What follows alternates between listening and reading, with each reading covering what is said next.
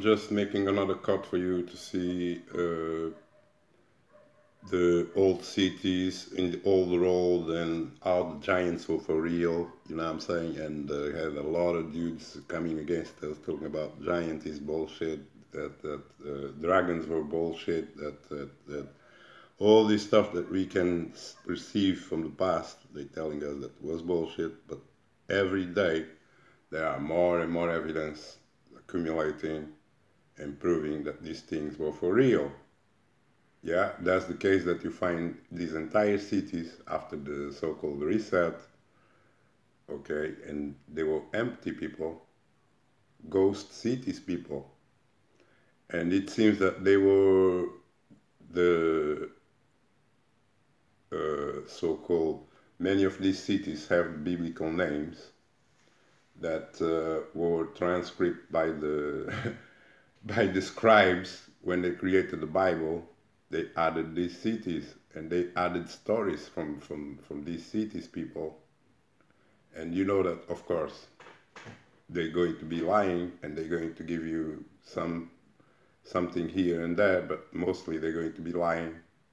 Okay, but you can see where they got the ideas to write in the Bible.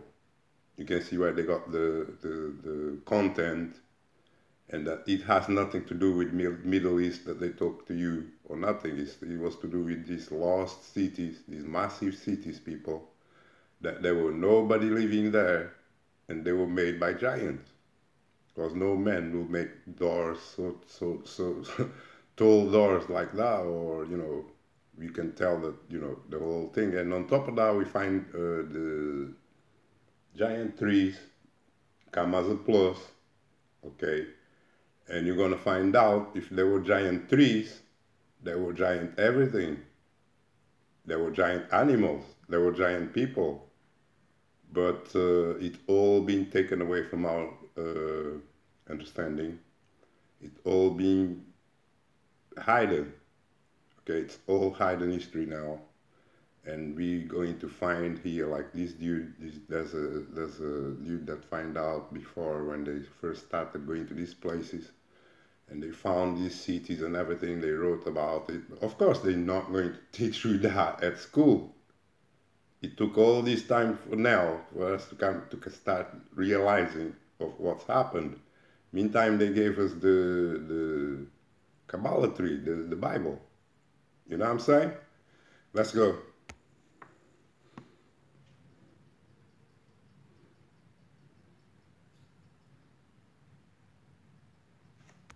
In today's video, I'd like to talk about giants and what a Bible passage has to say about them. I also want to talk about giant trees, really giant trees, the likes of which are not seen today, and what the Bible has to say about that. I love you all. God bless and welcome.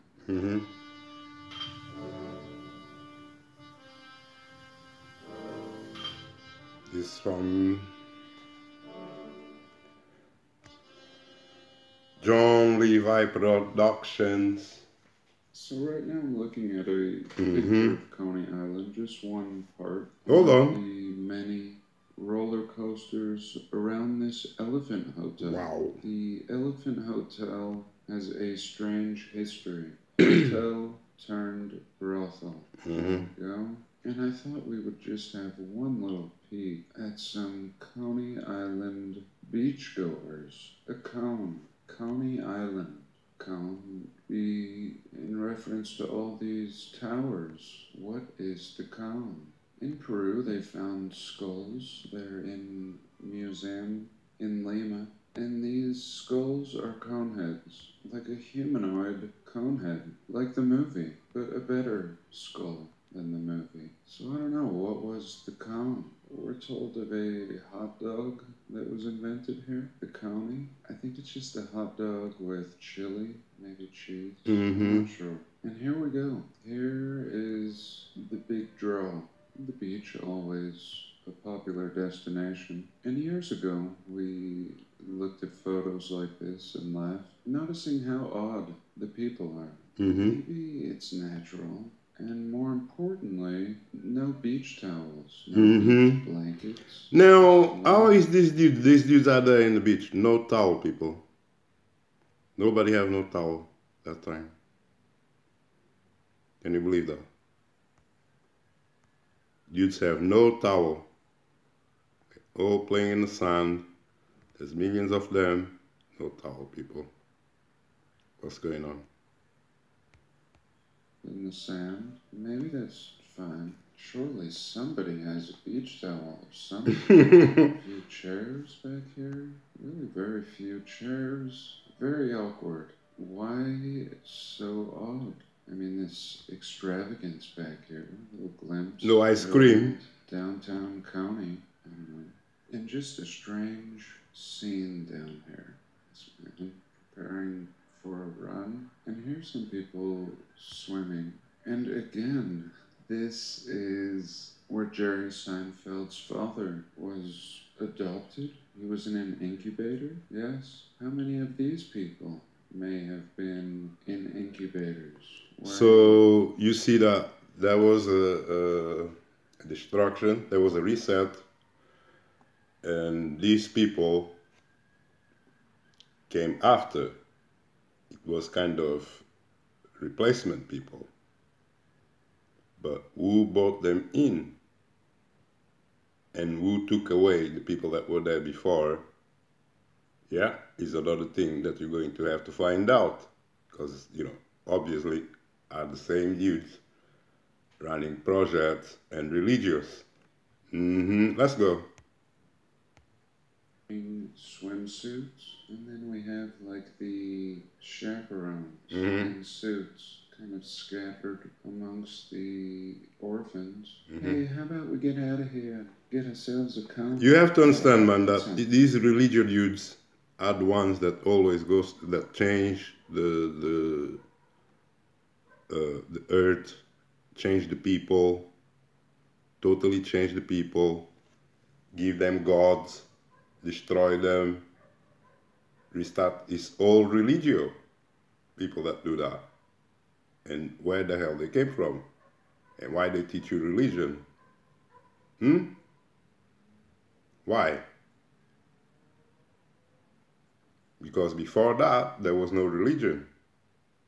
But now you have this religion control telling you what to believe, telling you who God is, telling you what you can and cannot do, yeah, threatening you.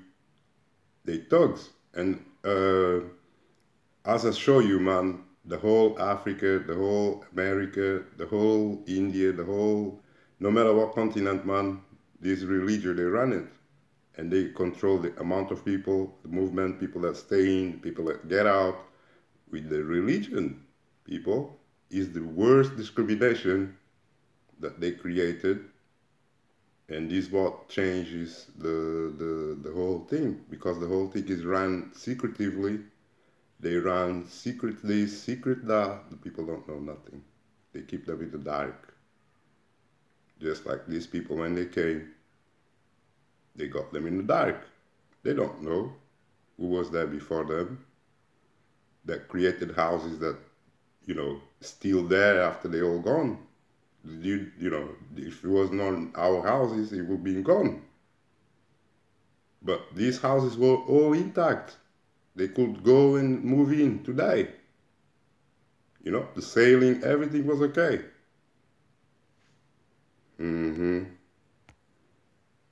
Is there anything else to eat? I don't really like conies. No, there's nothing but conies here. Alright.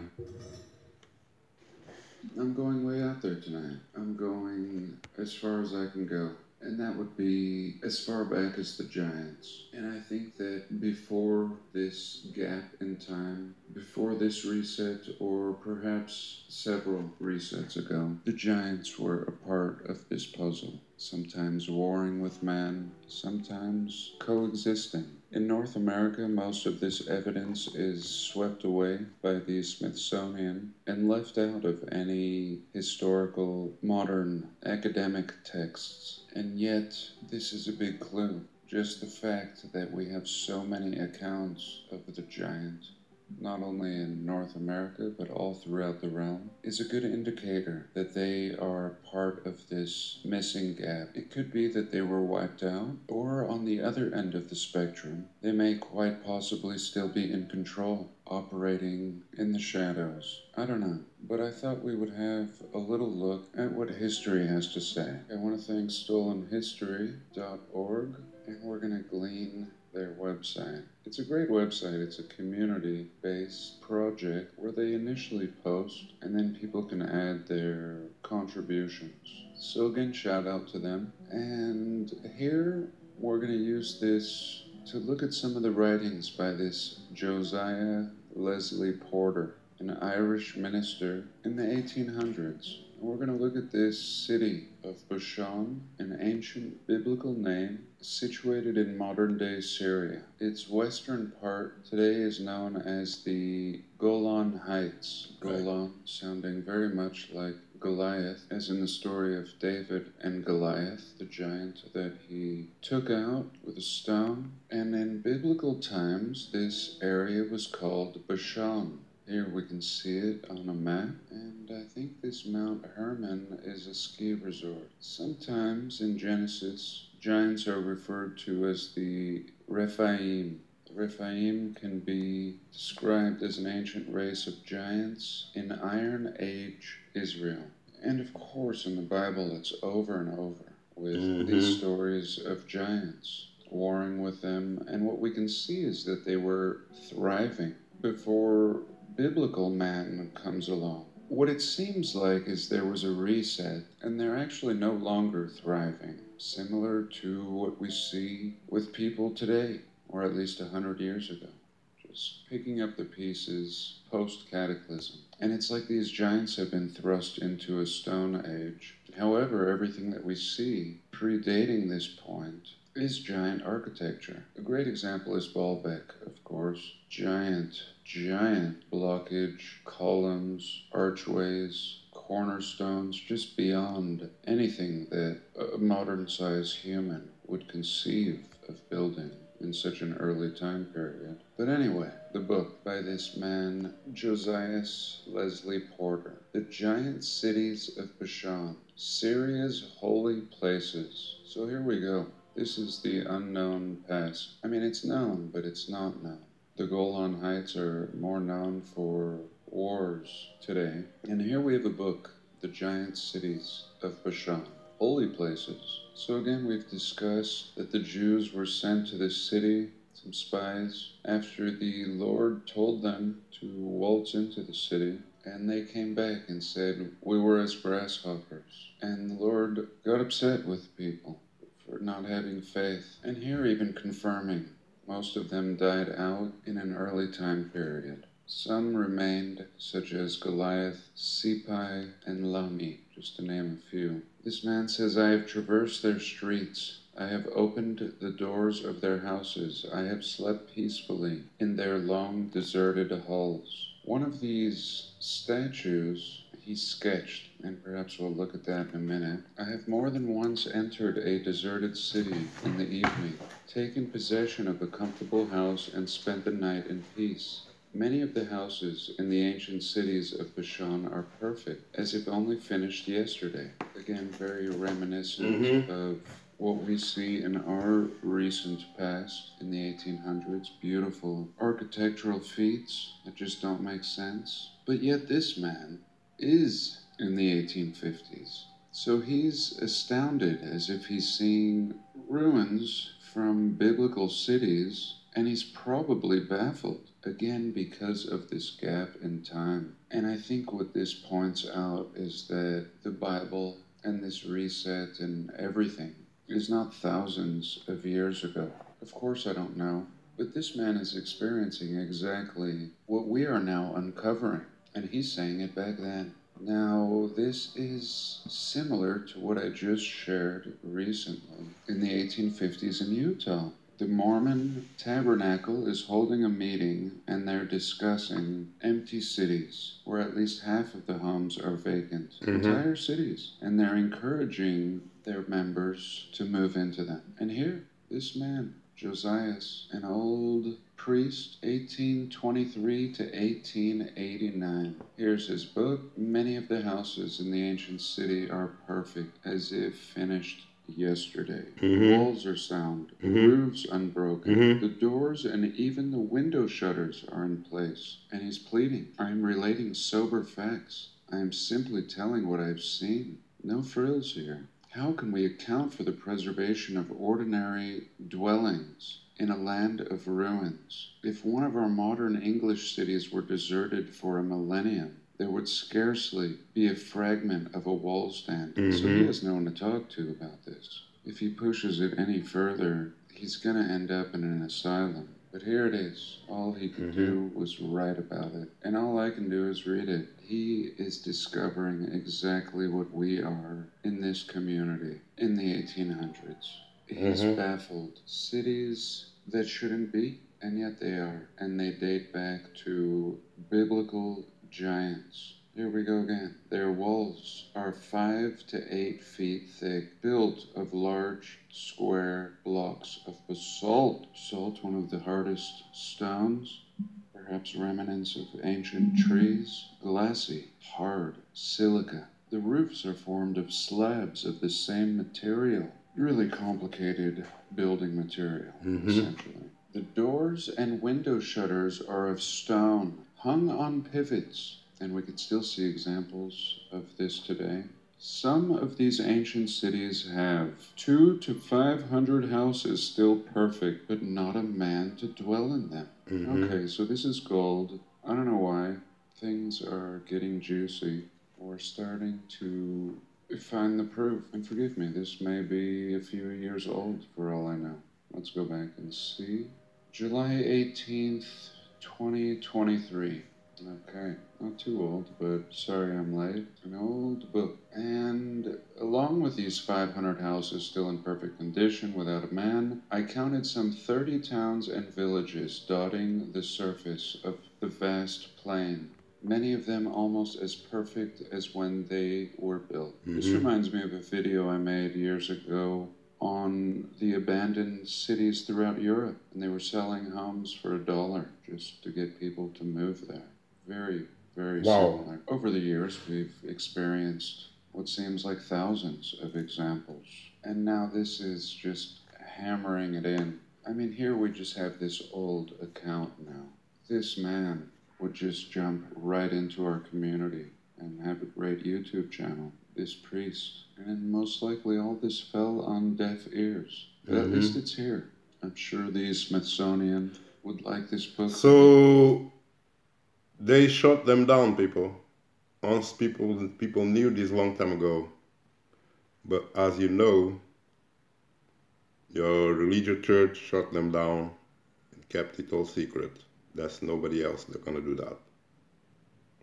Yeah, and if you believe that this has anything to do with so-called God and in the Bible, is that the Bible is a reproduction of whatever was happening there, and it was created for control. Okay, and they kept it hidden. That's the whole point. They can't tell you the truth. They gave you the stories in the Bible, and they hide the truth. That's why I told you, anything you see in this Bible is a fantasy. Apart from the facts that you find out here, that they copied from. Okay, now, as if this guy wasn't awesome enough to document all this for us, he was an artist too. Here we go. Okay, right, so you said the walls were 5 to 8 feet thick. What does that remind you of? Star Forts, cathedrals, everything great throughout the realm is built in this overkill fashion. Great pictures.